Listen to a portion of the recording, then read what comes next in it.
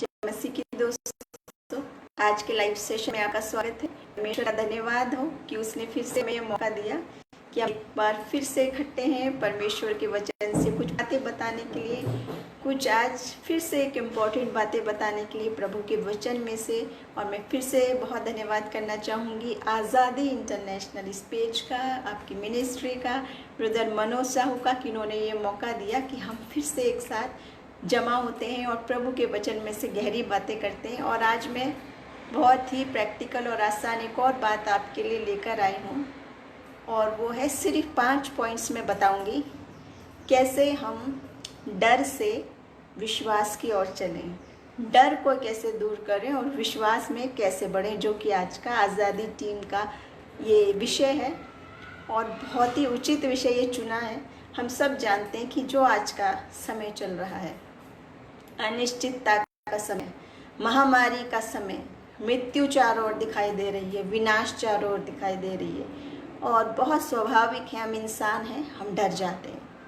विश्वासियों के भी मन कच्चे हो रहे हैं। विश्वास को कैसे बढ़ाएं, कैसे हम इस समय में उस डर को दूर करते हुए फिर से ईमान में मजबूती के साथ खड़े हों, वही विषय मैं आज लेकर आई हूँ। और उससे पहले हम इबादत में जाएंगे, परमेश्वर की स्तुति के लिए गाएंगे, उसके बाद वचन में जाएंगे कुछ गवाहियों के साथ, कुछ कहानियों के साथ, और एक सॉलिड वचन, ताकि आप और मैं तैयार हों सिर्फ 5 आसान सी बातों के ज़रिए से कि हम कैसे डर पर विजय हासिल करें, कैसे हम परमेश्वर का अनुग्रह फिर से पाएं, और कैसे हम मजबूत होके अपने डर से निकलकर परमेश्वर के विश्वास में सॉलिड होकर खड़े हों, और वैसे ही कहने पाए कि मुझे कोई भय नहीं, यहोवा मेरा चरवाहा है, प्रभु मेरा चरवाहा है, तो मुझे कोई कमी नहीं है, वही हम सब कहने पाएँ।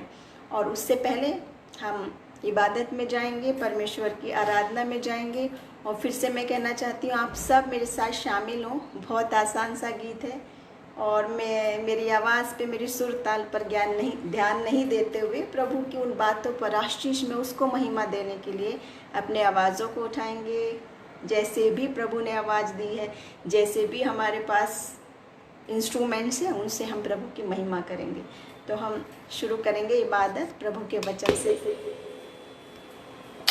हालेलुया, प्रभु का धन्यवाद। आई होप कि आप मुझे सुन पा रहे हैं।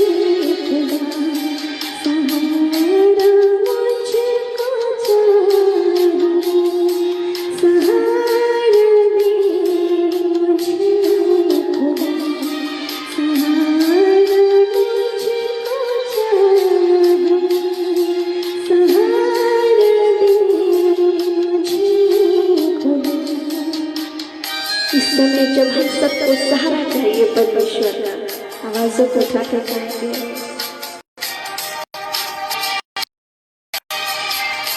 हालेलुया।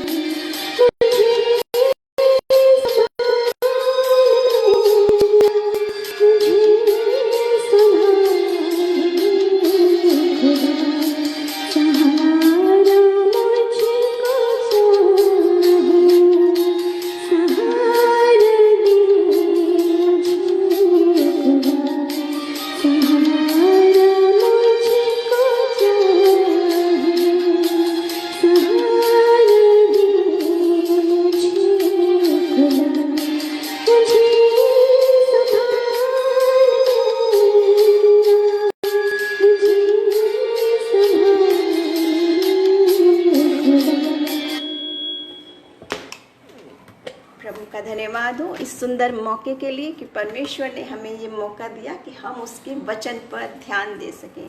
धन्यवाद करती हूँ मैं आप जितने लोग मेरे साथ जुड़े हैं और हमने प्रभु की आराधना की। और परमेश्वर की जब हम आराधना करते हैं सच्चाई के साथ, आत्मा के साथ, तो परमेश्वर तक पहुंचती है। और जहां दो लोग भी उसके नाम से इकट्ठे हों वहां परमेश्वर की उपस्थिति होती है। तो आज हम परमेश्वर के वचन में जाएंगे और मैं फिर से बता रही हूँ आपको, सिर्फ 5 मैं बातें बताऊंगी आपको विश्वास के विषय में। और हम सुबह से सुन रहे हैं, इतना अच्छा विषय है ये कि कई बार जब हमारी प्रार्थनाओं के जवाब नहीं मिलते या मुश्किल की हम घड़ियों से गुजरते हैं और हम सोचते हैं कि परमेश्वर कहाँ गया, मेरे से दूर हो गया है क्या, कहाँ है परमेश्वर। और हमारा विश्वास जब टूटने लगता है, जब जवाब नहीं मिलता, जब मौत दिखाई दे रही है, जब बीमारी परेशानी दिख रही है, समस्याओं का अंत नहीं दिख रहा, हम परेशान हो जाते हैं, उस समय छोटी सी 5 बातें मैं बताऊंगी। उस डर से निकलकर हम विश्वास में कैसे बढ़ें, बाइबिल हमें क्या बताती है, वचन हमें क्या बताता है इस विषय में। और सबसे पहले एक सवाल पूछें हम आपसे, अपने आप से, अपने दिल में एक दूसरे से। ये सवाल ये है कि अभी जो हमारा विश्वास है क्या हम उससे संतुष्ट हैं? क्या वो काफ़ी है? जितना हम विश्वास आज कर रहे हैं क्या वो हमारे लिए काफ़ी है? क्या आप उससे संतुष्ट हैं, सेटिस्फाइड हैं, हाँ या नहीं? तो मैं बताना चाहूँगी, यीशु मसीह के जो चेले थे, उसके जो शागिर्द थे यीशु मसीह के, वो अपने वर्तमान विश्वास से संतुष्ट नहीं थे और वो दिन ब दिन चाहते थे कि हम विश्वास में बढ़ें बढ़ें बढ़ें। और वो पूछते थे, लूका 17 अध्याय और उसका वचन 5 और 6 वचन में इस प्रकार लिखा है। प्रेरितों ने, यानी कि चेलों ने जो उसके साथ रहते थे, शागिर्दों ने प्रभु से कहा, हमारा विश्वास बढ़ा। प्रभु ने कहा, यदि तुमको राई के दाने के बराबर भी विश्वास होता तो तुम इस शहतूत के पेड़ से कहते कि जड़ से उखड़कर समुद्र में लग जा, तो तुम्हारी मान लेता। अब आप सोचेंगे, हम सोचेंगे कि ये कितनी अजीब बात है और कितनी मुश्किल बात है। ऐसा कैसे हो सकता है कि हम पेड़ से कहेंगे, निर्जीव चीज़ से, पेड़ जिसको समझनी है वो उसको कहेंगे तो वो उखड़ के गिर जाएगा। लेकिन यहाँ यीशु मसीह की बात कह रहे हैं कि इतना सा भी अगर फेथ हो तो ये भी हो सकता है, राई के दाने के बराबर। आप सब जानते हैं इस बात को, इस घटना को। लेकिन मेरा मुद्दा भी ये नहीं है। विश्वास क्या है वो हम जानते हैं, विश्वास का चैप्टर क्या है, कौन कौन से कैरेक्टर बाइबल में हुए जिनसे विश्वास सीखते हैं वो भी हम जानते हैं। लेकिन यहाँ सवाल आज से जुड़ा हुआ है, आज आपके जीवन से और आज मेरे जीवन से जुड़ा हुआ है कि क्या आज हम वर्तमान अपने विश्वास से संतुष्ट हैं? क्या वो विश्वास काफ़ी है या नहीं? और ध्यान देने की बात यह है, लूका 18 और उसके 8 में, लूका 18 अध्याय और उसके 8वें वचन में ये सवाल पूछा गया है, जब मनुष्य का पुत्र आएगा तो क्या वो पृथ्वी पर विश्वास पाएगा? ये सवाल है, बाइबल में पूछा गया यीशु मसीह की सेकंड कमिंग के बारे में, दोबारा आगमन के बारे में, कि जब वो आएगा तो क्या पृथ्वी पर विश्वास पाएगा। और अगर आप और हम संतुष्ट हैं कि भाई जितना मैं विश्वास कर रहा हूँ मेरे लिए काफ़ी है, तो ज़रा अपने को हम चेक कर लें कि जब वो शागिर्द जो रात दिन सुबह शाम यीशु मसीह की संगति में रहते थे, उसके साथ खाते पीते थे, उन्होंने अपनी आंखों से उन चमत्कारों को देखा था, उन बड़ी बड़ी घटनाओं को देखा था। और पतरस और यूहन्ना तो करने भी लगे थे वही काम, यीशु मसीह के जैसे चंगाई और सब कुछ करने भी लगे थे। फिर भी वो कह रहे हैं कि हमें बता कि हम विश्वास कैसे बढ़ाएं। फिर भी उनको विश्वास बढ़ाने के लिए आवश्यकता थी। फिर भी वो यीशु मसीह से सवाल पूछ रहे थे कि हमें बताओ कि हम विश्वास कैसे बढ़ाएं। वो लोग जो यीशु मसीह के साथ सारे समय हैं, उसको छू रहे हैं, देख रहे हैं, साथ खा रहे पी रहे हैं, सारे चमत्कार उनकी आंखों के सामने हुए, लाजर तक मरे हुए में से जिंदा हो गया, इतना बड़ा चमत्कार और बड़े बड़े और भी सारी बाइबल जानते हैं हम। जब उन लोगों को जो यीशु मसीह के साथ थे और जो लोग खुद भी चमत्कार करने लगे थे, वो भी यीशु मसीह के नाम से कह रहे थे कि सोना चांदी नहीं है, यीशु नासरी के नाम में चल फिर, तो जन्म से लंगड़ा भी चलने लगा था। ये लोगों को भी विश्वास बढ़ाने की ज़रूरत है। और वो सवाल पूछ रहे हैं कि परमेश्वर हमें बताओ कि हम विश्वास बढ़ाने के लिए क्या करें। अगर आज आप और हम संतुष्ट हैं बस अपनी आज की स्थिति से कि बस जितना मैं कर रहा हूँ वो उतना काफ़ी है, तो मैं बताना चाहूँगी इतना काफ़ी नहीं है। जैसे हम सब जानते हैं कि learning is a life long process, वैसे ही विश्वास भी निरंतर बना रहना चाहिए। आत्मा भी भरपूरी से, अनॉइंटिंग भी भरपूर बनी रहनी चाहिए हमेशा। ऐसा नहीं है कि एक घड़ी विश्वास में है एक घड़ी अविश्वास में है, क्योंकि हम इंसान हैं और स्वाभाविक है, वो बिल्कुल नेचुरल है कि जब हमारे पे विपत्तियाँ आती हैं विश्वास टूट जाता है, हिल जाता है और हमें लगने लगता है कि परमेश्वर जवाब नहीं दे रहा, पता नहीं सच में है या नहीं है, पता नहीं मैं सच में दुआ कर रहा हूँ वो सचमुच में प्रभु तक जा रही है या नहीं, और हमारा विश्वास कमज़ोर हो जाता है या डगमगाने लगता है। तो जैसे learning is a life long process, हम सब जानते हैं कि इस वक्त के साथ नई नई चीज़ें आ रही हैं और हमें नई नई चीज़ें जाननी है। अब पुरानी जनरेशन के लोग आए, उनके समय में फ़र्क टाइप के फ़ोन थे, फ़र्क टाइप के गैजेट्स थे सब, लेकिन अब ये व्हाट्सएप में, फेसबुक है, नई नई चीज़ें वो लोग भी तो जान गए, लर्न किया उन्होंने, वो प्रोसेस को उन्होंने जाना, इसलिए वो बात सीखी। अगर बहुत पुरानी पीढ़ी के आएंगे तो वो हैरान हो जाएंगे क्योंकि उन्होंने वो बात नहीं जानी होगी। तो वो प्रोसेस के साथ जैसे लर्निंग बढ़ती है वैसे ही ज़िंदगी में प्रतिपल विश्वास भी बढ़ते जाना है, उतने में ही संतुष्ट नहीं होना है। तो हम भी जाने परमेश्वर में विश्वास कैसे बढ़ाएं और वो निरंतर कैसे बढ़ता चला जाए। ये नहीं कि एक बार बस विश्वास हो गया तो काफ़ी है, उतना काफ़ी नहीं है। वचन उस विषय में हमें क्या बता रहा है, जैसे कि शागिर्दों ने कहा कि हमें बता परमेश्वर कि हम अपना विश्वास कैसे बढ़ाएं।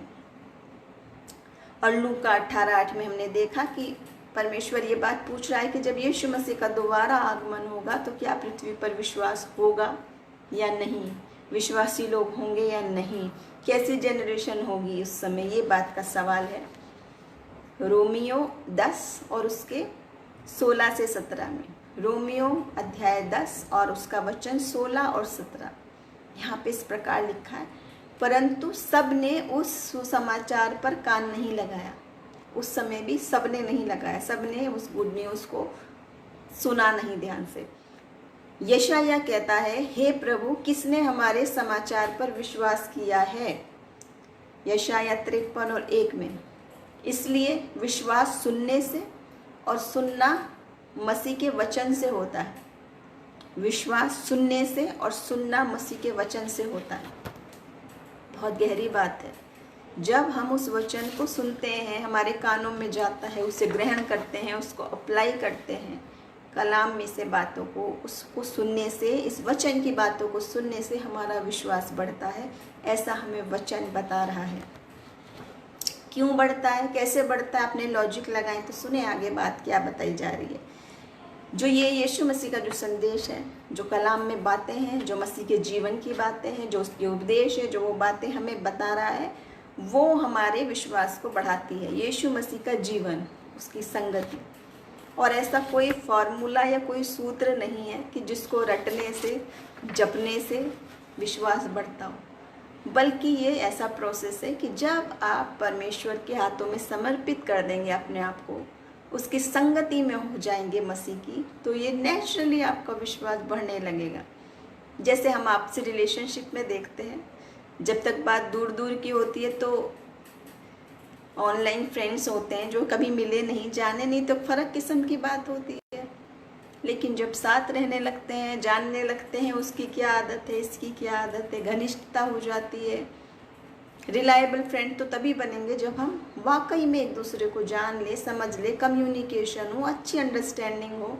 तो जैसे हमारे रिलेशंस में बात है, माता पिता में, बच्चों में, पति पत्नी में, फ्रेंड्स में, प्रेमी प्रेमिका में, जब तक बातचीत और विश्वास नहीं होगा, कम्युनिकेशन नहीं होगा, अंडरस्टैंडिंग नहीं होगी, विश्वास नहीं होगा। लेकिन परमेश्वर से जब बात करते हैं, परमेश्वर जब विश्वास करते हैं तो कुछ और बात है, क्योंकि वो विश्वसनीय है, क्योंकि वो इंसान नहीं है जो बोले और करे ना, क्योंकि वो इंसान नहीं है कि वो बोले और वो धोखा दे, बल्कि वो परमेश्वर है जो बोलता है और वही करता है, और वो प्राण देने तक। आपने सबने सुना है, डायलॉग सुनते रहते हैं ना, इतना प्यार करता हूँ कि जान भी दे दूँगा, जान भी दे दूँगा बोलते हैं लोग, लेकिन यीशु मसीह जान दे चुका है, करके दिखा चुका है आपके और मेरे लिए ऐसा प्यार।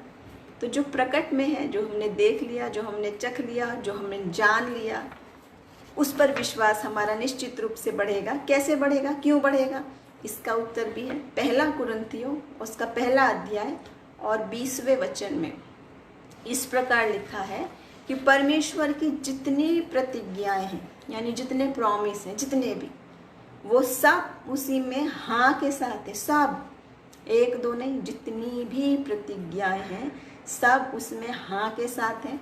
और इसलिए उसके द्वारा आमीन भी हुई है कि हमारे द्वारा परमेश्वर की महिमा हो। यीशु मसीह के नाम में हर दुआ हाँ में और आमीन में है, ऐसा प्रभु का वचन बताता है, ऐसा उसका वायदा है। हर बात हाँ में आमीन में है। कैसे है, क्यों है, उस पर ध्यान देंगे। क्योंकि इसकी गारंटी जो है वो प्रभु ने ले रखी है और बोला हुआ है कि विश्वास से मांगने वाले के लिए सब बातें, ये प्रतिज्ञा, ये प्रॉमिसेस यीशु मसीह के नाम में हाँ में है और आमीन में है। तो कितना अधिक हमें विश्वास बढ़ेगा, कितना अधिक हम उसके विश्वास में बढ़ेंगे जब हम जानेंगे कि ये परमेश्वर की प्रतिज्ञा मेरे लिए भी, आपके लिए भी, हर किसी के लिए हाँ में और आमीन में है, यानी कि 100% है। उसकी गारंटी ली हुई है वचन ने, उसमें मिलावट नहीं है, उसमें फेरबदल नहीं है। वो कह के बदलने वाला परमेश्वर नहीं है, वो इंसान नहीं है कि जो झूठ बोले, बल्कि आसमान और ज़मीन टल जाए लेकिन प्रभु का वचन कभी नहीं टल सकता। तो हम इस बात पे ध्यान देंगे कि हर बात प्रभु में हाँ में और आमीन में पूरी होती है। क्या आप यकीन करते हैं इस बात में? क्या आप जानते हैं कि जब आमीन बोलते हैं यीशु मसीह के नाम में, आज हम देखते हैं आमीन शब्द का, आमीन शब्द के बारे में भी थोड़ा सा स्पष्ट नहीं है। बहुत सारे लोग जो नहीं जानते, हमने देखा वो हर एक चीज़ में आमीन लिखते हैं, हर चीज़ में, हर कमेंट्स में, हर फोटो में। कुछ लोग तो ये कहते हैं इतने लोगों को आमीन लिख के बोलो तो चमत्कार होगा आपके साथ। सुना होगा आपने, ये विश्वास की नहीं, अविश्वास की बात है, ये अंधविश्वास की बात है, रॉन्ग बात है। बाइबल हमें ऐसा नहीं बताती, बाइबल हमें कुछ और बात बता रही है। यीशु मसीह पर विश्वास रखें, उसके पीछे चले, वो एक रास्ता है।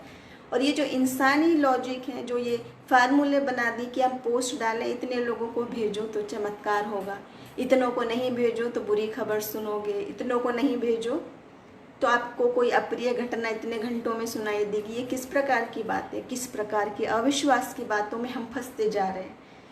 झूठे झूठे भविष्यवक्ता, झूठे झूठे लोगों के लॉजिक। तो जब ऐसी बातें होने लगे, बाइबल में हर बात हाँ में और आमीन में है, सिर्फ बाइबल में। इंसानी बातों में, तरह तरह की बातों में कोई लॉजिक नहीं है। कैसे हो सकता है कि आपका जीवन पापों से भरा हुआ हो और आप एक पोस्ट को इतने लोगों को भेजेंगे तो चमत्कार होगा आपके जीवन, और नहीं भेजेंगे तो आप पे कर्ज होगा? ऐसा कैसे हो सकता है?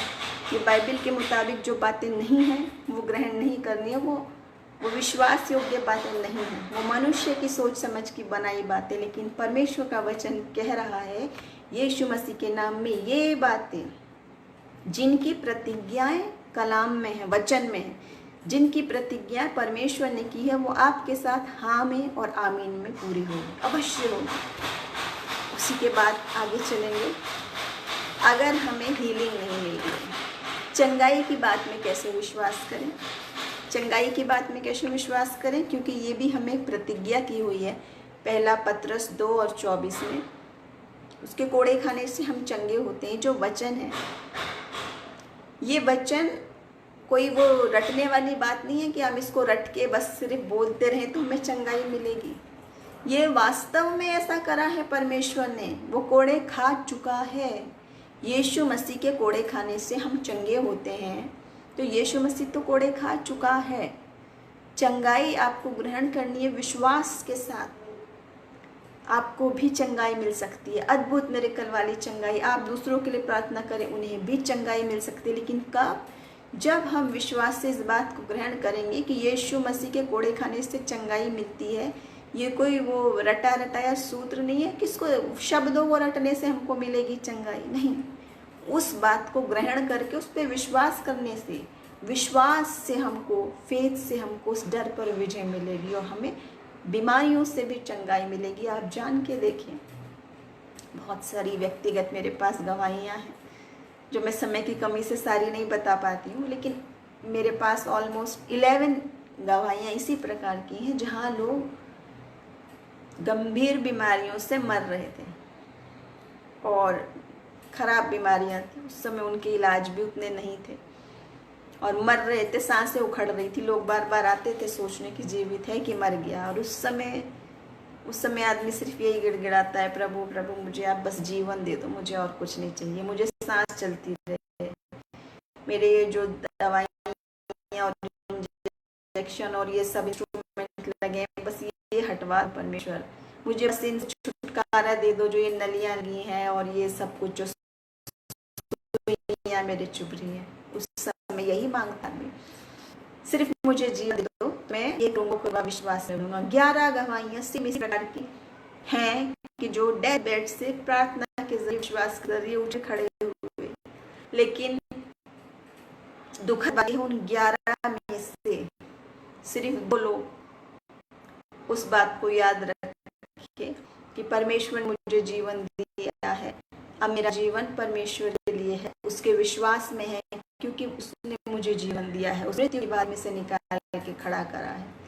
बाकी बोलने नहीं, बाकी ठीक हो गए और भूल गए कि क्या विश्वास की बात थी, क्या प्रण लिया था, कैसे मर रहे, कैसे प्रभु ने चंगाई दी, भूल के जीवन में मगन हो गए।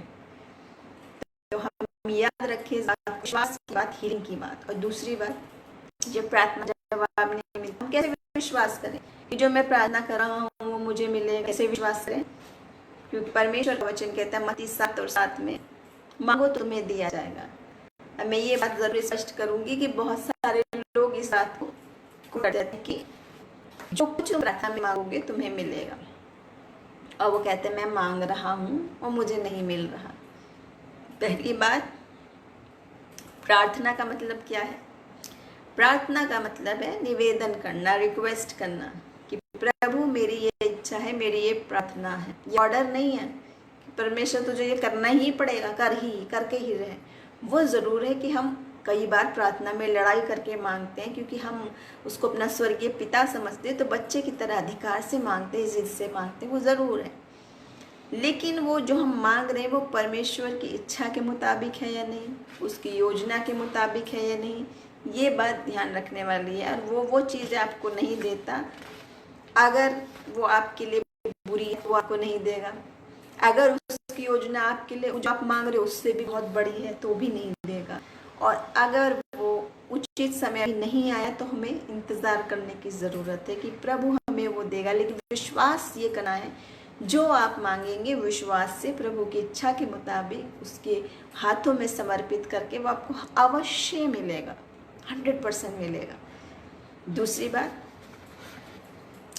जब हमें दूर की बात दिखाई नहीं देती और आप विश्वास में चले जाते हैं कि भाई बहुत टाइम हो गया मांगते मांगते, अभी नहीं मिल रहा है, शायद ये अब नहीं होगा। जब बात में, प्रार्थना में शायद, अगर, मगर और विश्वास की बात आ गई ना, शक की बात आ गई।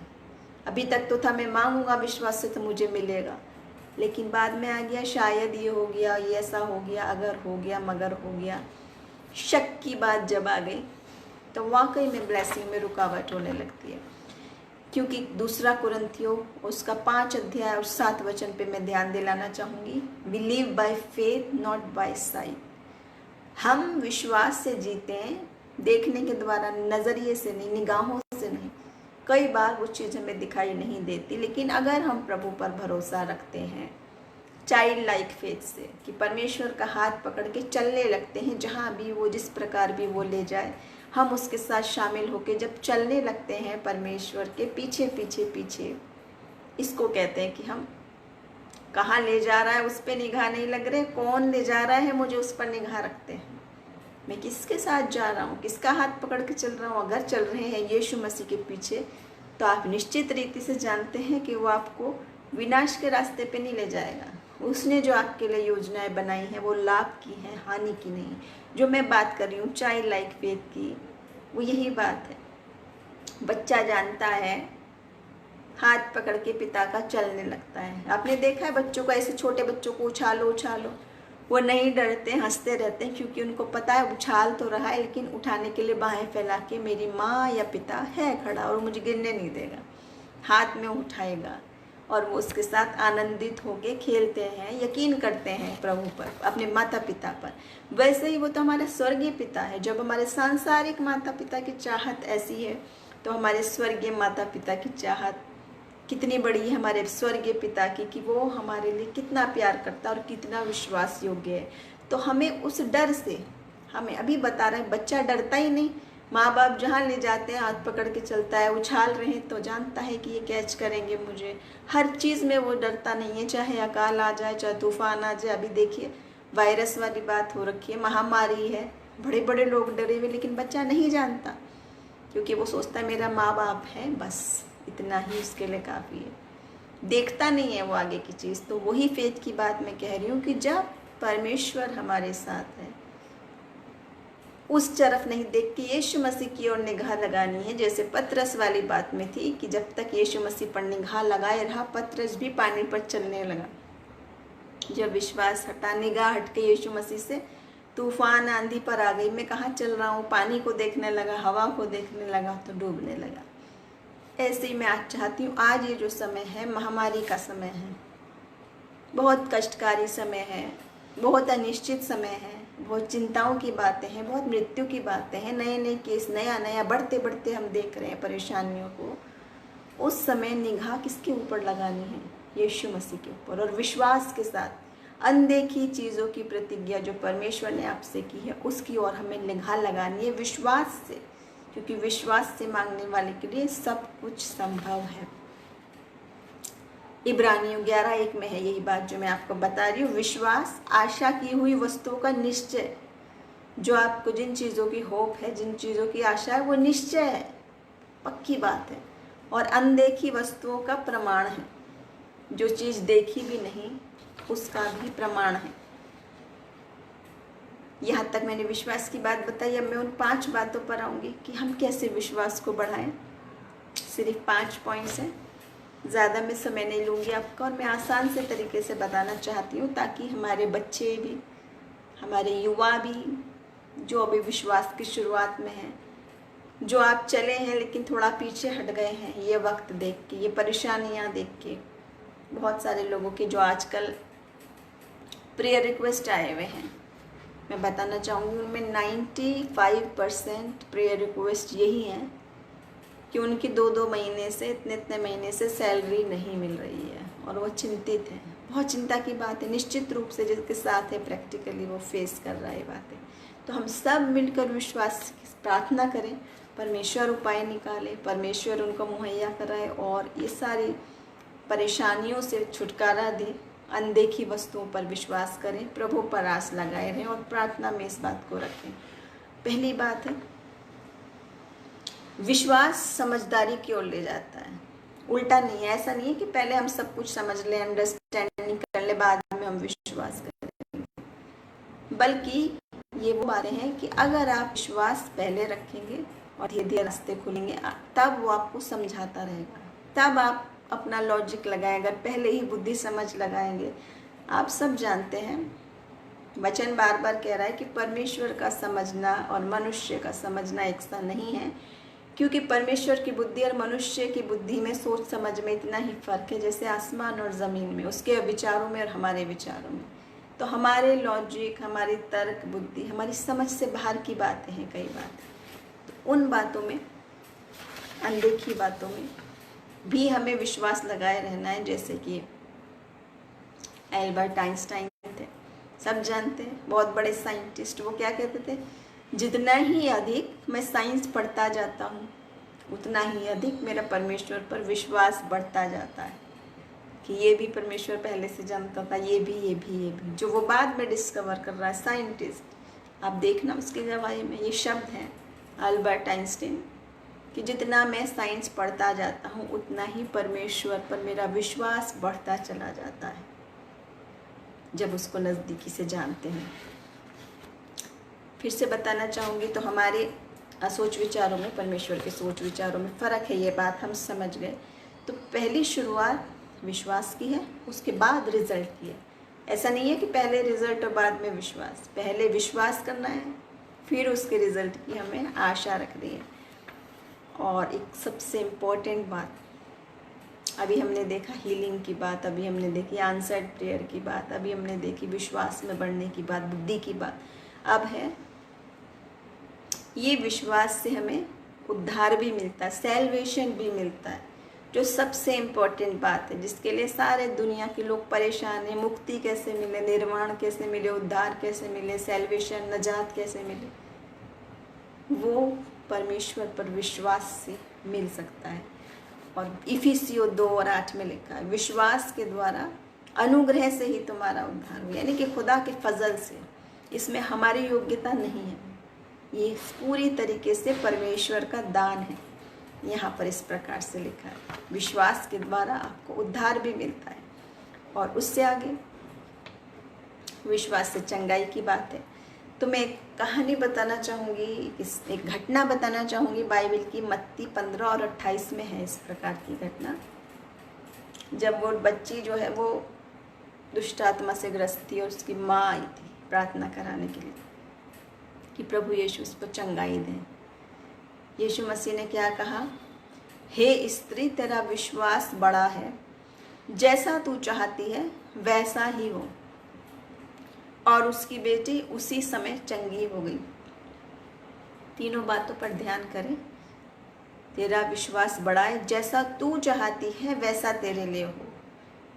जो कुछ भी वो चाहती है वो हो जाए, क्योंकि उसका विश्वास बड़ा है।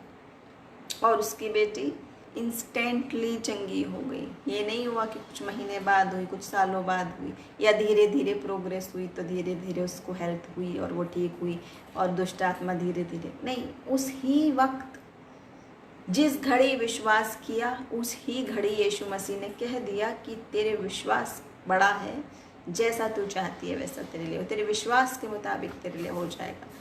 तो आज जो हम लोग परेशानी में, अविश्वास में, डर में प्रार्थना करते हैं और सोचते हैं होगा नहीं होगा या होगा नहीं होगा, अब जाने जब यीशु मसीह हमारा बड़ा विश्वास देखता है तो उस ही वक्त चमत्कार हो सकता है, हुआ है, या एक के साथ नहीं कितनों के साथ आज भी हो रहा है।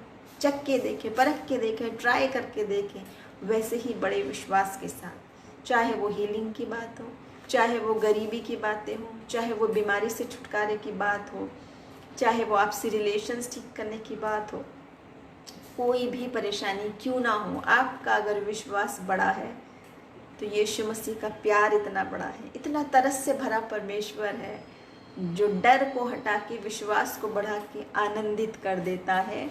और इंस्टेंटली चमत्कार हो गया, उस ही वक्त चमत्कार हुआ। दूसरी बात पे मैं आऊँगी।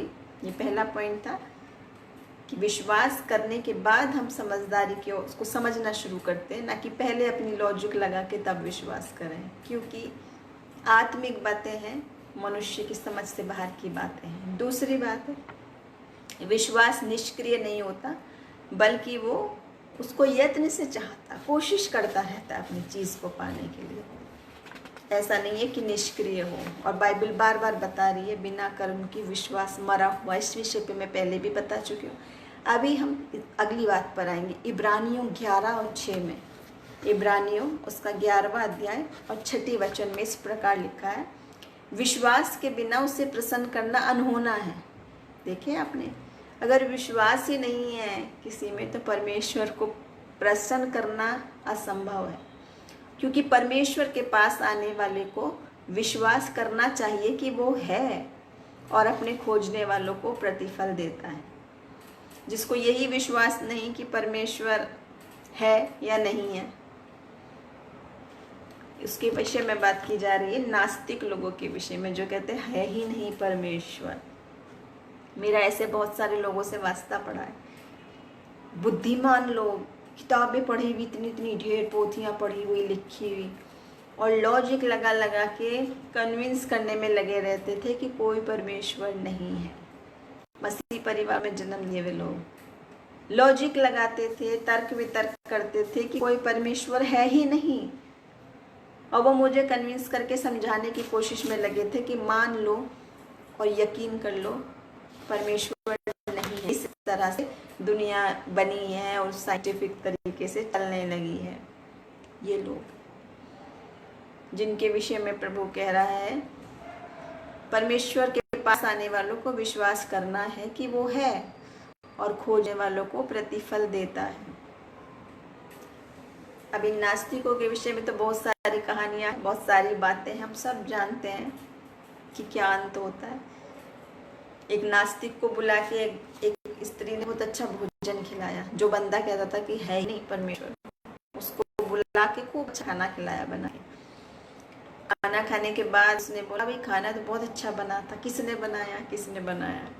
और स्त्री ने कहा कि कोई कुक है ही नहीं, अपने आप आ गया खाना उसको एक्सपेरिमेंट करने के लिए। और वो सोच में पड़ गया। तो उसने कहा जब इतने से खाना, रोटी सब्जी और दाल जो तुम खा रहे हो, इसे बनाने के लिए कुक होना ज़रूरी है, तो क्या तुम्हें, मुझे और पूरी दुनिया को बनाने के लिए सृष्टिकर्ता होना ज़रूरी नहीं है क्या? और उसको हर चीज़ में वही जवाब देती थी कि ये अपने आप आ गया। धीरे धीरे धीरे इस स्त्री ने उसको कन्विंस करा और कुछ घटनाएं ऐसी हुई, इस प्रकार से हुई कि ये बंदा जो कहता था कि कोई परमेश्वर नहीं है, उसके जीवन में परमेश्वर ने काम किया, परमेश्वर के दर्शन पाए। क्योंकि जब हम वो सोचने लगते हैं और नहीं मानते तब तक प्रभु का अस्तित्व हम नहीं जान सकते, लेकिन जब खोजना शुरू करते हैं, यहाँ क्या कह रहा है, खोजने वालों को प्रतिफल देता है। जब उस स्त्री की इन बातों से उसको थोड़ा सा उत्साहित हुआ, जानने की प्यास हुई कि देखूं अगर ठीक है, खोज के देखता हूँ, पढ़ने लगा किताबें, बाइबिल और चीज़ें पढ़ने देखा, खोजने देखा। वास्तव में उसने परमेश्वर को जाना और ग्रहण किया। एक अगली बात खास इम्पोर्टेंट है, वो है जब हम विश्वास करते हैं तो उसमें धीरज होना बहुत ज़रूरी, धैर्य के साथ हमको उसको करना। आधे लोग क्या कहने लगते हैं, किस्मत की बातें बोलते हैं। क्रिश्चियन लोग भी, मसीही लोग भी, किस्मत में होगा तो मिल जाएगा, किस्मत में नहीं होगा तो नहीं मिल जाएगा, वो बदकिस्मत है, वो खुशकिस्मत है। लेकिन वचन हमें पूरी तरह बताता है कि मसीही लोग किस्मत पे नहीं विश्वास करते, वो परमेश्वर के अनुग्रह पर विश्वास करते हैं। जो कुछ मिलता है वो उसकी आशीष है, जो कुछ चला गया वो परमेश्वर ने दिया लिया, उसका नाम धन्य है। किस्मत जैसी कोई चीज़ नहीं है, और विश्वास करने वाले के लिए सब कुछ संभव है, सब कुछ अच्छा है। क्योंकि प्रभु का वचन बार बार कहता है, तुमने मुझे नहीं चुना, मैंने तुम्हें चुना है। गर्भ में रचे जाने से पहले उसने जान लिया, नाम लिख लिया, पुस्तक में लिख लिया, और उसने हमारे लिए जो योजनाएं बनाई हैं वो लाभ की हैं, वो हानि की नहीं है। जब उसने योजना पहले ही लिख दी कि सब वो लाभ की है, हानि की नहीं है, तो बदकिस्मती वाली बात कहाँ से आ गई बीच में? तो ध्यान रखें, विश्वासी बातों पे ध्यान रखें, और ये गुमराह करने वाली बात, ट्विस्ट करने वाली बात, वचन से अलग बातों को हमको ग्रहण नहीं करना। तीसरी बात है, विश्वास जो है वो परमेश्वर के इशारों पर काम करता है, परमेश्वर के संकेत होते हैं, परमेश्वर उसमें हमारे साथ रहता है, हमें गाइड करता है, निकालता है, हमें विश्वास में पढ़ाता है। क्योंकि वो मन के नज़दीक रहने वाला परमेश्वर है, जो कहता है मैं तेरा चलना और उठना जानता हूँ और तेरे विचारों को दूर ही से पहचान लेता हूँ, बिना बोले। आत्मिक बातों में यही होता है, बिना बोले वो हमारे विचारों को पहचान लेता है। प्रभु के संकेत पर कैसे आधारित है आप सब जानते हैं। इब्रानियों 11:7 में 20 प्रकार का वर्णन है, सब जानते उस घटना को। नूह था और जल प्रलय आया, उसको परमेश्वर ने कहा ऐसे ऐसे नाव बनाओ, जहाज बनाओ, ये सब करो, उसने करा। और जब कर रहा था कितना उसका समय लगा होगा, कितनी उसकी मेहनत लगी होगी, कितना करा होगा उसने। सारे लोग क्या थे आप देखें, हंसी उड़ाते थे उसकी। जब तक जल प्रलय नहीं आया तब तक वो सारे लोग, दुनिया उसको बेवकूफ़ समझती थी, उस पर हंसी उड़ाती थी और कहती थी क्या तू जहाज बना रहा है, क्या तू पागलपने की बातें कर रहा है। सब जानते हैं उसने विश्वास किया परमेश्वर की बात पर, वो आज्ञाकारी रहा, और जैसे जैसे परमेश्वर ने गाइडेंस दिया वैसे ही नक्शे के मुताबिक एग्जैक्टली जो बताया वैसा ही उसने जहाज़ बनाया था कि नहीं। आज परमेश्वर आपसे बात करता है, मुझसे बात करता है, और हम उससे ज़्यादा फिक्र लोगों की करने लगते हैं। नूहा ने तो नहीं करी, उसने मसीह परमेश्वर की ओर ध्यान लगाया, कान लगाया, और लोग बोले तो बोलते नहीं। लेकिन आप और हम विचलित हो जाते हैं, ये क्या कह रहा है, वो क्या कह रहा है, वो हंसेगा, मेरा भाई ये कहेगा, मेरा हस्बैंड ये कहेगा, मेरी बीवी ये कहेगी, माँ ये कहेगी। और अगर परमेश्वर कुछ चीज़ कहता है, या तो उसने बिल्कुल शब्द ब शब्द वही फॉलो किया, हम वो फॉलो नहीं करते और हम ये चिंता करने लगते, मैं ऐसा करूँगा तो ऐसा होगा, वैसा करूँगा वैसा होगा, अपना दिमाग और अपने लॉजिक लगाने लगते हैं। और आप सब जानते हैं उसका नतीजा क्या हुआ। परमेश्वर की आज्ञा मानने की वजह से वो उसका घराना बच गया, बाकी पूरी दुनिया का विनाश हो गया, हंसने वालों का विनाश हो गया, हंसी उड़ाने वालों का विश्वास हो गया। बहुत कुछ सीखने को मिलता है अगर परमेश्वर आपको कुछ बात बताता है। ज़रूरी नहीं है नूहा की तरह ही बता रहा है, कई बार प्रभु के वचन से बता रहा है, कई बार उसकी पवित्र आत्मा गाइड कर रही है, कई बार आत्मा के वरदान है, बुद्धि का वरदान, ज्ञान का वरदान, उससे आपको पता चल रहा है, विजन से पता चल रहा है। तो उस पर ध्यान दें कि प्रभु क्या कह रहा है और उसको फॉलो करें, वैसे ही उसके गाइडेंस में जैसा जैसा प्रभु कहे वैसे वैसे चलने, बहुत ही बड़ा विश्वास का प्रतिफल मिलता है। चौथी बात है, 5 बातें मैं 4 पर आ गई हूँ, वो ये है कि जब हम नहीं जानते, अनजान वस्तुओं की प्रतीति करने की बात हम कह रहे हैं, उसके लिए हम विलिंग रहें, उसके लिए हम तैयार रहें। अब हम क्या है, उन्हीं बातों पर अटके रहते हैं। बाइबल की पुरानी बात तो बिल्कुल जायज़ है, उस पर हम उन्हीं चरित्रों के विषय में बात करने लगते हैं कि उसके साथ ऐसा हुआ था, इसके साथ ऐसा हुआ था, उन घटनाओं को, उन बातों को, वो बातें तो हो चुकी हैं, ऑलरेडी हैं, और ज़बरदस्त बातें हैं और हिस्ट्री की बातें, बाइबल में उनका वर्णन है, वो तो है ही। हमें उनकी बातों को तो इंस्पिरेशन की तरह लेना है, लेकिन वो बातें तो हो गई पूरी। अब आपको तो और हमको तो वो देखना है हमारे जीवन में जो कल के लिए, फ्यूचर के लिए जो देखी ही नहीं है हमने, उनके विषय में विश्वास करना है। ये तो जो हुआ वो बीत गया, और ऐसे बड़े बड़े चमत्कार परमेश्वर ने उनके जीवन में किए, ये तो हम सीख रहे हैं उससे कि विश्वास का परिणाम ये हुआ। लेकिन उसको फॉलो, उसको प्रैक्टिकल तो हमें अपने जीवन में करना है, आपको और मुझे। अब बहुत सारे लोग बोलते हैं कि उस समय तो यीशु मसीह थे तो उन्होंने कर दिया, वो बीमार आई स्त्री, उसने पीछे से कपड़ा विश्वास से छू लिया तो छूने से चंगाई मिली। अब मैं कैसे छूऊं, मैं कैसे छूऊं? इस सवाल का जवाब आप विश्वास में, प्रार्थना में मांगते हैं तो परमेश्वर आपको छूता है। हम प्रार्थना करते हैं कि नहीं, आपने सबने सुना होगा, यीशु मसीह आपको छुए, सीधे हाथ से छुए और आपको चंगाई दे, और उसके कोड़े खाने से आप चंगे होते हैं। हम बोलते हैं कि नहीं? ये कोई बोलने की बातें, शब्द नहीं है, उनमें सामर्थ है, सामर्थी वचन है वो, उनको हथियार की तरह हमको इस्तेमाल करना है। ये तो बातें आपको इंस्पिरेशन के लिए है कि अब्राहम के साथ ये हुआ, पतरस के साथ ये हुआ, नूहा के साथ ये हुआ, लेकिन आपको तो अपने साथ की बात देखनी कि आपके साथ क्या होगा, आपके परिवार के साथ क्या होगा, अपने बच्चों के साथ क्या होगा, पड़ोसी के साथ क्या होगा। विश्वास तो हमें इस्तेमाल वहाँ करना है अपने जीवन में, जिस बात को हम जानते नहीं, अनदेखी बात, कल मेरा क्या होगा, परसों क्या होगा, अगले साल क्या होगा, उन बातों को हमको परमेश्वर पे डाल के विश्वास करना है। अनदेखी बातों पर, प्रभु पर निर्भर रहना। कैसे रहना? बहुत बड़ा उदाहरण है हमारे सामने, अब्राहम की बात।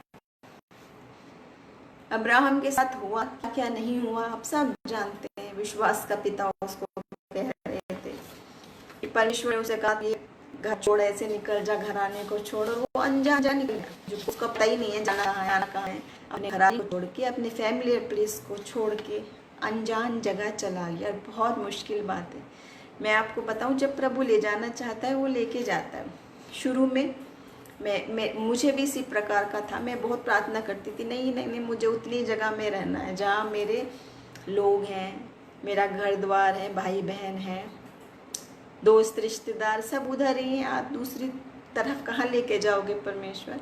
बड़ी दुआएं करी, लेकिन प्रभु की इच्छा दूसरी थी। और हम जब छोटे होते हैं तो समझते नहीं, हम कहते कहाँ सुनी नहीं प्रभु ने प्रार्थना, और कहाँ मुझे दूसरी जगह लिया, यहाँ की भाषा फ़र्क, खाना पीना फ़र्क, या मेरा कोई नहीं, मैं अकेला हूँ। लेकिन जब प्रभु आपको चुनता है, आप अकेले कहीं भी नहीं, कहीं भी नहीं। और वो आपके लिए रास्ते खोलता चलता है। और वो क्यों लेकर आया होता है आपको वो, क्योंकि वो बहुत बड़ी योजना आपके लिए रखा है, जिसके लिए आप उस स्थान पे लेके वो आएगा। जैसे यूना को लाया था, कहाँ भाग रहा था वो दूसरी जगह, परमेश्वर उसको कहाँ जाने को कह रहा और वो कहाँ भाग रहा है, लेकिन अंत में हुआ ना ऐसा। जो परमेश्वर चाहता है उसको, इंसान को उस ही स्थान पर उस ही वक्त पर अद्भुत तरीके से प्रभु रखता है। बाद में हम जानते हैं प्रभु ये योजना थी, और तब हम धन्यवाद कहते हैं, अच्छा प्रभु वो वाले गलत रास्ते बंद करके आप मुझे सही रास्ते ले आए, वो वाली गलत जॉब का रास्ता बंद करके आप यहाँ ले आए, क्योंकि बड़ी योजना थी। वो वाली छोटी सी चीज़ के लिए मैं रो रहा था, जिद कर रहा था, और आपने वो रास्ता बंद करके यहाँ लाए कि मेरे लिए इतना बड़ा रास्ता खोला हुआ है परमेश्वर का। तो यकीन करें उसके प्रॉमिस पर, जैसे अब्राहम ने किया था। पांचवी और आखिरी बात है, पांचवी तो है आखिरी तो है, लेकिन बहुत बहुत इम्पॉर्टेंट है, वो ये है लंबे समय तक आज्ञाकारी रहें विश्वास से। लंबे समय तक विश्वास योग्य रहें और आज्ञाकारी रहें। ज़रूरी नहीं है कि आपको उसी वक्त विज़न देखा और वो उस ही वक्त पूरा हो जाए। ये सबसे इम्पॉर्टेंट बात है जो मैं बताना चाहूँगी, जो मैंने अपनी लाइफ में भी महसूस की, जो मैंने बहुत लोगों की ज़िंदगी में देखी, और ये बात सबसे इम्पोर्टेंट है। पांचवी तो है, आखिरी तो है, मगर बहुत इम्पोर्टेंट है। वो ये है, कई बार हमें लंबे समय तक विश्वास करके आशा लगा के रहना पड़ता है। जैसे इब्रानियों 11 और 30 में हम बताए थे कि विश्वास के बिना उसको खुश करना मुश्किल है। उसी से आगे हम यहाँ पे भी देखते हैं धीरज के द्वारा की जो बात है, वो है इब्रानियों 6 और 12 में। यहाँ पे एक बात तो थी, अद्भुत जो बात थी वो ये थी, यहोशू की कहानी जो थी, सब जानते हैं। यहोशू को परमेश्वर ने अजीब सी आज्ञा दी। जब वो युद्ध करने हमले में जा रहा है, वो सोच रहा है मैं हार ना जाऊं, हम कम लोग हैं, क्या करेंगे। तो आप इस घटना में घर में पढ़ सकते हैं बाद में, यहोशू 6 में, और उसके पहले ऐसे इस प्रकार की घटना है।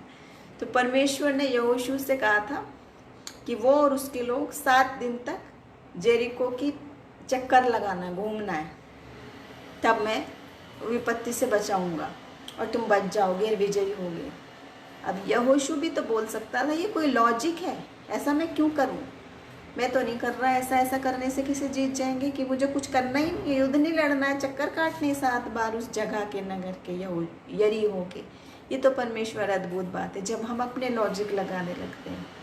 लेकिन यहाँ आप इस घटना को देखें, 6 दिन तक लगा लिया, हर दिन एक बार चक्कर लगाने को कही थी, 6 दिन तो लगा लिया, कुछ भी नहीं हुआ। हो सकता है आप और मैं होते तो हम कहने लगते भाई कुछ नहीं हो रहा है, कोई फ़र्क नहीं पड़ रहा है, चलो 5 दिन तो कर लिया, 3 दिन तो कर लिया, अब नहीं करेंगे। लेकिन यहाँ क्या हुआ, 7वें दिन देखिए, 7वें दिन क्या हुआ, वो जो दीवार थी वो ढह गई और सब कुछ उनके मन के मुताबिक हो गया, जैसा वो चाहते थे, सब कुछ उनके कब्जे में आ गया अद्भुत तरीके से। तो कई बार अगर परमेश्वर हमें कोई बात बता रहा है और हमें लग रहा है इसमें कोई लॉजिक नहीं है, क्योंकि हम अपनी सीमित बुद्धि से सोच रहे हैं, लेकिन परमेश्वर की योजना फ़र्क है। आप सब जानते हैं उसके बारे में, अब्राहम और सारा के बारे में, जेनेसिस 15 में, उत्पत्ति 15 और 17 से आप देखें कि वो अब्राहम की 75 साल उम्र थी, उसके संतान नहीं थी, सब जानते हैं उसको, उस घटना को पढ़ सकते घर में भी सब, कि बुढ़ा हो गया था, बच्चे नहीं थे, लेकिन परमेश्वर ने प्रतिज्ञा की, तो वो अपने अपने लॉजिक लगाने लगा। लेकिन आप खास अहम बात पे मैं ध्यान देना चाहूँगी, जब परमेश्वर ने अब्राहम को वायदा किया कि मैं तुझे संतान दूंगा और वंश की आशीष दूंगी, और तेरा वंश ऐसा होगा समुद्र के किनकों की तरह कि जिनकी तू गिनती नहीं कर सकता, ठीक है, और ये अब्राहम ने यकीन किया। इस घटना के बाद आप जानते हैं अब्राहम का पुत्र कितने साल बाद हुआ था, जब परमेश्वर ने वादा किया कि तुझे वंश दूंगा और ऐसा वंश दूंगा कि समुद्र के किनकों के समान तू गिनती नहीं कर सकता। इस दर्शन के बाद अब्राहम को पुत्र की प्राप्ति 25 साल बाद हुई। 25 साल, कितनी इम्पॉसिबल बात, प्रभु के दर्शन के बावजूद 25 इयर्स के बाद उसके बच्चा हुआ, लेकिन वो तब तक आस लगाए रहा कि परमेश्वर ने मुझे कहा था तो ऐसा होगा। हाँ, बीच में उस पर कई बार इंसान है तो सोचने लगा कि मैं शायद परमेश्वर ऐसा कह रहा किसी और को उत्तराधिकारी बनाऊंगा, या दूसरी स्त्री से जो मुझे बच्चे होंगे वो हो जाएगा, शायद प्रभु ऐसा कह रहा है। लेकिन नहीं, परमेश्वर ने वायदा किया था तेरा ही अपना वंश करूंगा, तो उसका स्वयं का बच्चा हुआ दर्शन के 25 साल बाद। आप वचन में देख सकते हैं, जब दर्शन हुआ अब्राहम 75 साल का था और जब पुत्र हुआ 100 साल का था। 25 इयर्स उसने इंतज़ार किया। ये बात बहुत नज़दीक है मेरे दिल के, और मैंने एक नहीं कितनी ही गवाहियाँ, कितनी ही बातें ऐसी देखी हैं कि जब प्रभु दर्शन देता है, कई बार वो उसी वक्त होता है, कई बार उसमें से कुछ बात होती है, और कई बार वो आपको तैयार करता है विश्वास के रास्ते में, और इतना लंबा समय लग सकता है अवश्य रिजल्ट मिलने तक। यूसुफ को आप कह सकते हैं, यूसुफ को स्वप्न दिखता था, विजन होता था, उसके भाई कहते थे बड़ा सपना देखने वाला आ रहा है, और उसका सपना पूरा होने में कितना टाइम लगा। उसके बीच वो कितनी बातें हो गई उसके साथ।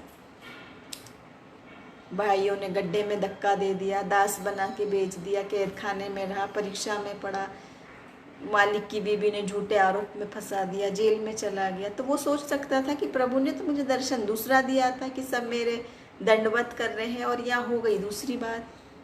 कितना लंबा समय, कितने लंबे वर्ष और क्या क्या नहीं उसके ऊपर गुजरा, लेकिन परमेश्वर का जो वचन था, जो दर्शन था, वो इन सब के जीवन में हुआ कि नहीं हुआ पूरा। 25 साल बाद बच्चा हुआ अब्राहम को। इतने साल, इतने दुख दर्द से गुजरने के बाद यूसुफ को वो मिला। सचमुच में लोग दंडवत कर रहे थे, सचमुच में वो ऊंचे स्थान पर आया, पर उसके बीच जितने वक्त वो आंसुओं में रहा, अपमान में रहा, दुख में रहा, जेल में रहा, वो कहता ना प्रभु कहाँ गया आपका वायदा, कहाँ गया आपका विज़न। यही बात आपके और मेरे साथ होती है, बार बार होती है कि प्रभु हमें दर्शन दिखाता है और हम खुश होके वो खुशी की बात शेयर करते हैं अपने दोस्तों के साथ, अपने जानने वालों के साथ। और जब उस दर्शन की बात नहीं होती तो लोग थोड़ी देर तक, उतने साल तक आपको बहुत बोलेंगे, ये तो बहुत दर्शन की बोलते थे, ये होगा वो कुछ नहीं हुआ, कुछ नहीं हुआ, कुछ नहीं हुआ। तब प्रभु कहता है be still and know that I am God. और कुछ समय बाद आप नहीं जवाब देते, आपके जीवन की घटनाएं जवाब देती हैं, क्योंकि उसका वायदा है कि वो अपमान के बदले दुगना आदर देने वाला परमेश्वर है, शत्रुओं के सामने मेज बिछाने वाला परमेश्वर है। उस ही जगह पर, उस ही स्थान पर, उन्हीं लोगों के सामने वो आपको लज्जा के बदले दुगना आदर देता है। उस पर विश्वास लगाए रहें।